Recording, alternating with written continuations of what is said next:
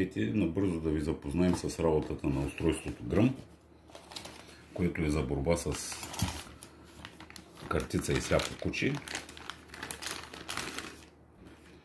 Това представлява пистолетът. Идеята на това нещо е, първо искам да ви кажа само зареждането. Става по този начин, стиска се този механизъм или спусък. Така е в заредено положение. Трябва да се пусне веднага този червен предпазител.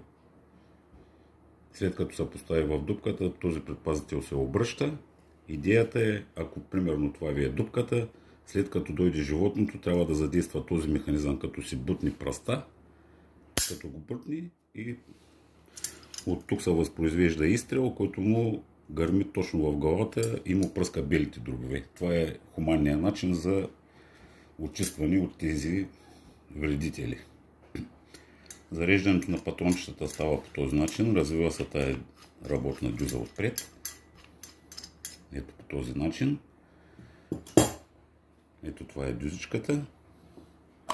Вземате си патронче, което го има, върват заедно с устройствата. Поставя се по този начин. Завива се отново в устройството. След като се възпроизведе изстрел, това нещо се развива. Изважда се патрончето, ако е прекалено натегнато тук към стените, е желателно с някакво тънко перонче или с попнит да се бутне, просто да излезе самата гилза. След това се завива обратно в цевта, да ви до следващото зареждане да си и така. Ще ви покажа още веднъж начина на зареждане. Ето по този начин. Стиска се този спусък.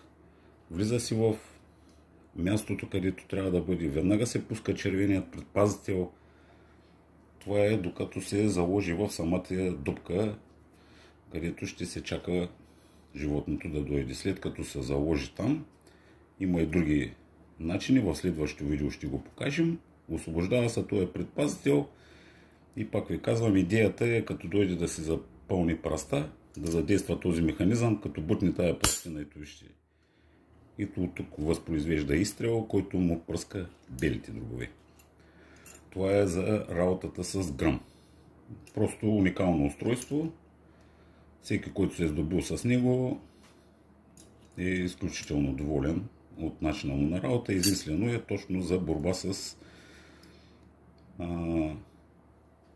картица и сляпо куче. Гръм работи с по-тежка серия патрони, за да може да се справя с сляпото куче. Това е за сега за начина на работа. Почистването става с парцал и с четка и след време има смазка, която се предлага към устройството. Ще ви бъде предоставена. Имаме я в наличност. Всеки, който се е здобил, може да се здобие и с маската за устройството. Това вече е отворената дупка, която трябва да се заложи Гръм. Ето е с двата канала от двете страни. Тук имаш отгоре лека картичина. Това е от сляпо куче със сигурност, защото е в меродия. Ето е меродийката. Сега ще ви покажем. Ето го устройството. Заредено. Както ви казах, никога не трябва да се насочва към вас или към някой друг човек, който е близо до вас. Ето го начинът. След като си откриете двете дупки по този начин, това говоря за сляпо куче, устройството се слага по този начин. Ето така лекичко. Ето. Това е начинът. До половината на дупката да има и леко откъде да влиза въздух.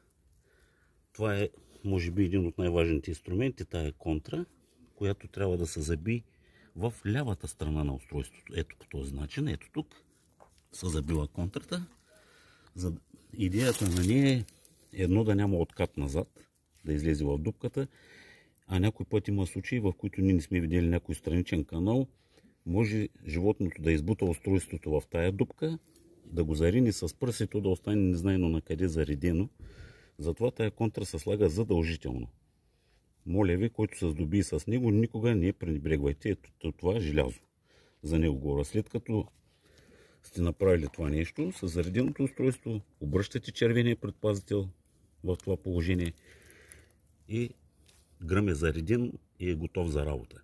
След като дойде животното да го задейства, този спусък ще бъде отворен. тук ще се освободи, както съм ви показал на предното видео.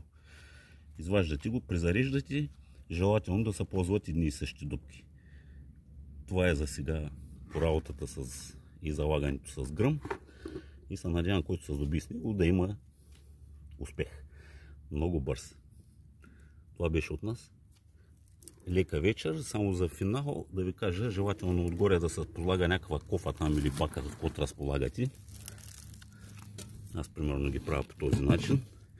Това е да не минават котки, кучета, да не се изхождат вътре в дупката, защото не се знае колко време ще стои там устройството. И гарантирам ви успеха, че ще бъде сигурен. Това беше от нас. Приятен ден!